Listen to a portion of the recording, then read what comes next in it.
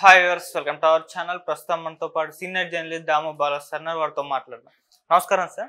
Sir, Vijayasai Reddy బీజేపీలోకి చేరబోతున్నారంటూ వార్తలు రావడం చూస్తున్నాం సార్. మరి వార్తల్లో నిజం ఎంత ఉంది? నిజంగా బీజేపీలోకి చేరబోతున్నారా? ఎందుకంటారు సార్? విజయసాయి రెడ్డి గత కొంతకాలంగా మనకి వార్తల్లో ఉన్న విషయం తెలిసింది, ఆల్రెడీ మనం చెప్పుకున్నాం.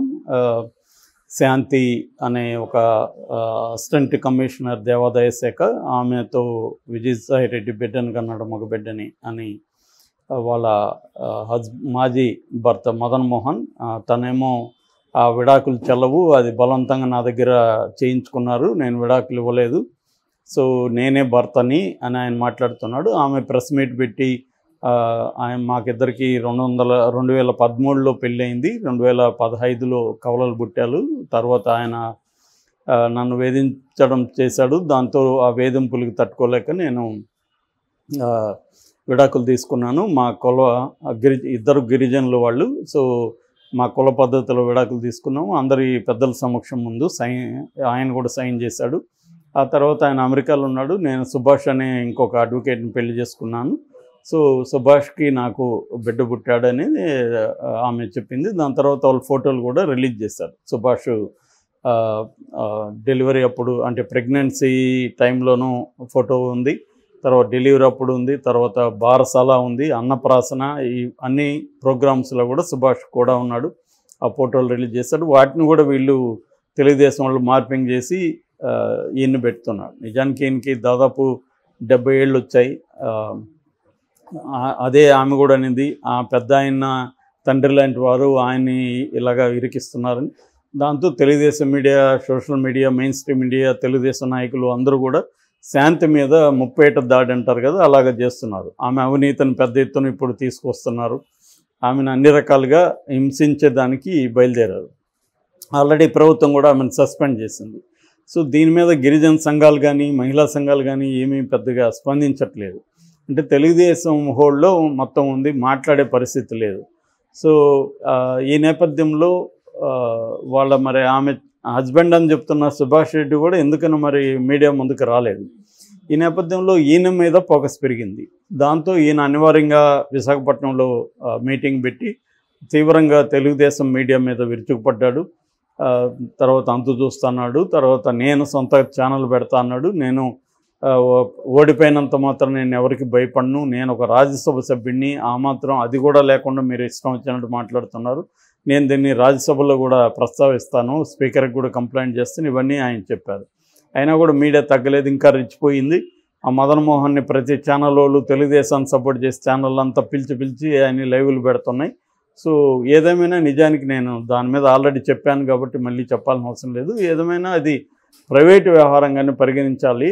కాకపోతే విజయసాయి రెడ్డి పొలిటికల్గా ఉన్నాడు కాబట్టి ఇది చేస్తున్నాడు. ఫైనల్గా బలి ఏది విజయసాయి మదన్ మోహనో సుభాషో కాదు, ఆమె రేపు ఆ బాబుకి జీవితాంతం వెంటాడుతుంది, మీ నాన్న ఎవరు అని. సో అందువల్ల ఇప్పుడు అందరూ డిమాండ్ చేసి DNA టెస్ట్ చేసుకోమంటున్నారు. అది కూడా ఘోరమైంది. ఇప్పుడు ఎవరైనా మన ఇంట్లో స్త్రీలకు వచ్చి మీరు DNA టెస్ట్ చేసుకోండి, మీ ఆయనకి నువ్వు కొడుకుని కనలేదంటే ఎలా ఉంటుంది? సో ఒక ఇది రాగానే DNA టెస్ట్ చేయడానికి వీళ్ళెవరు? సోషల్ మీడియాలో తెలుగుదేశం వాళ్ళు DNA టెస్ట్ చేసుకుంటే సరిపోతుంది కదా అని చాలా ఈజీగా మాట్లాడుతాం. వాళ్ళ ఇంట్లో వాళ్ళు చేసుకోవచ్చుగా మరి DNA టెస్ట్, వాళ్ళకి పుట్టారో లేదో మరి నిరూపించుకోవచ్చుగా. అది చెప్పేవాళ్ళంతా మేము కూడా చేసుకున్నాం చూడండి, సర్టిఫికేట్లు ఎందుకు పెట్టట్లేదు? కాబట్టి ఇదేంటంటే క్లియర్గా తెలుగుదేశం ఆడుతున్న రాజకీయ వికృత క్రీడ. ఆ క్రీడలో శాంతి అనే ఒక గిరిజన మహిళ, ఆమె చాలా కష్టపడి పైకి వచ్చింది, అడ్వకేట్గా ఉండి తర్వాత గ్రూప్ ఎగ్జామ్ రాసి ఆమె ఇదైంది.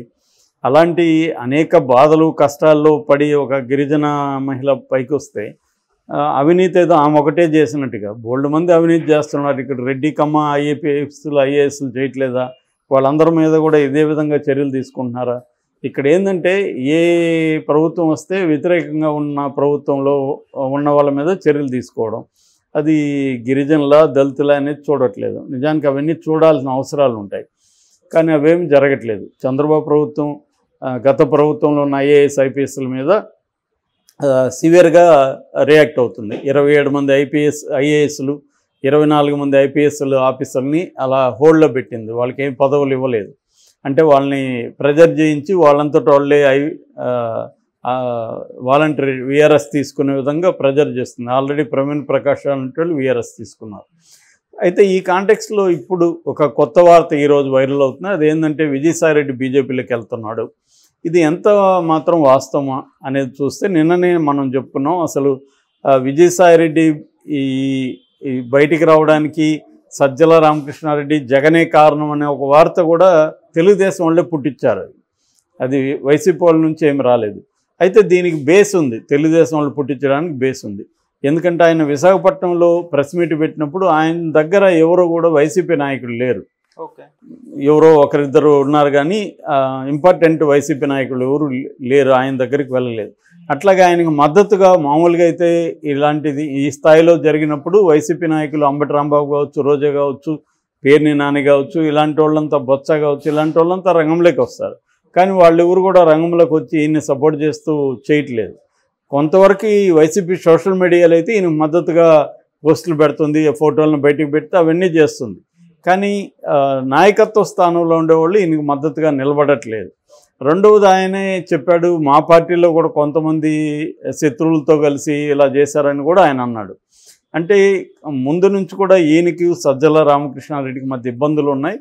సో సజ్జల రాకముందు వరకు ఈయన నెంబర్ 2గా వైసీపీలో ఉన్నాడు. ప్రతిదానికి జగన్ ఈయన మీద డిపెండ్ అయ్యేవాడు.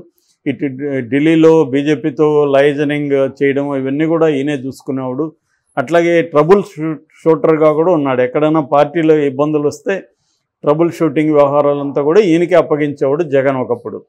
అయితే మెల్లగా సజ్జల రావడంతో సజ్జల ఆ ప్లేస్ని ఆక్యుపై చేసి మెల్లమెల్లగా సకల శాఖ మంత్రిలాగా మారిపోయాడు సజ్జల.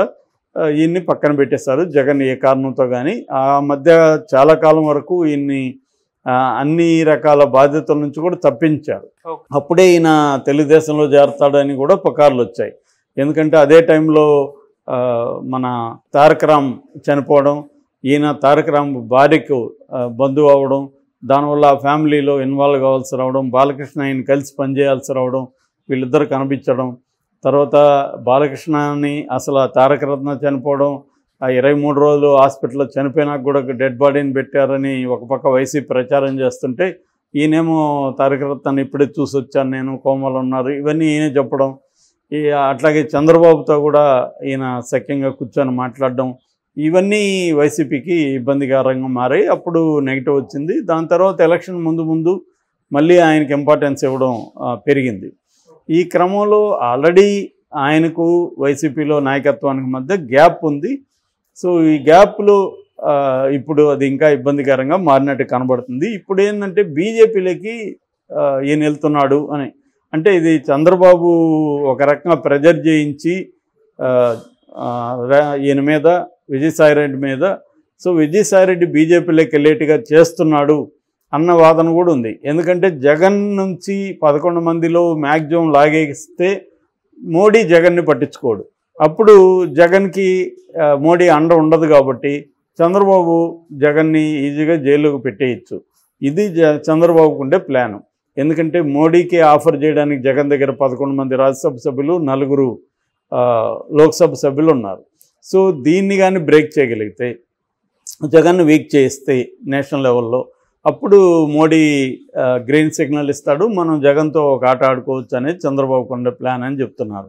సో అందుకని ఈ విజయసాయిరెడ్డిని ఇలా ఫోన్ ట్యాపులు చేసి విజయసాయిరెడ్డిని ఆమెతో విజయసాయిరెడ్డి మాట్లాడడం ఇవన్నీ చూసి ఒక కథ అల్లి దాన్ని పెద్ద ఎత్తున చేసి విజయసాయిరెడ్డిని బ్లాక్మెయిల్ చేసి బీజేపీలోకి బయటగా చేస్తున్నాడు.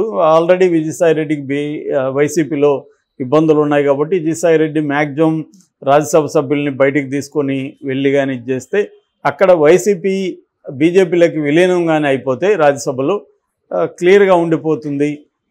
అప్పుడు బీజేపీకి కావాల్సిన 12 మంది మెజార్టీ కొరత ఉంది. అది కానీ తీరితే ఇంకా జగన్ని పట్టించుకోడు మోడీ. 5 ఏళ్ళు జగన్తో ఎటువంటి సంబంధాలు మోడీ మెయింటైన్ చేయడు.